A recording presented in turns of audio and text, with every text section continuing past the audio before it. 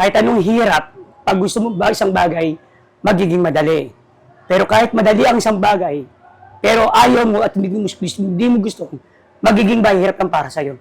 Then yung Piso Wi-Fi, what we call the Piso Wi-Fi Fixed Fi, na nagamot na po namin yung sakit ng ulo ng tao. Nagtrabaho ako sa UST bilang janitor. Hindi ako mayaman tao. Meron tayong tinatawag na 2-in-1 na GCash e-load bills payment without the receipt, and meron din tayong tinatawag na with receipt. Ayan, this one, yan. I decided na mag-aaral ako sa gabi hanggang matapos ko ang aking pag-aaral sa engineering. Meron din tayong tinatawag na Eiffel Tower. What's Eiffel Tower? Yung Eiffel Tower, hanggang dito laki yun. Meron din siyang laman na ganyan.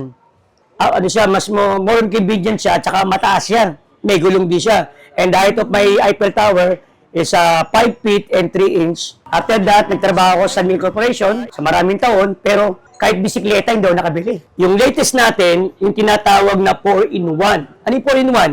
May GCash na, may e-load na, may bills payment na, meron pang kasamang Piso Wi-Fi. Pumasok ko sa roon bilang tagatawag lang, helper pahinante. And meron ako dating na bago, na what we call the 5-in-1. GCash, e-load, bills payment, Piso Wi-Fi, and charging station. Nanghiram ako sa isang Bombay, ginawa kong punan, kumuha akong pwesto, hanggang nagkaroon ako ng sariling pwesto.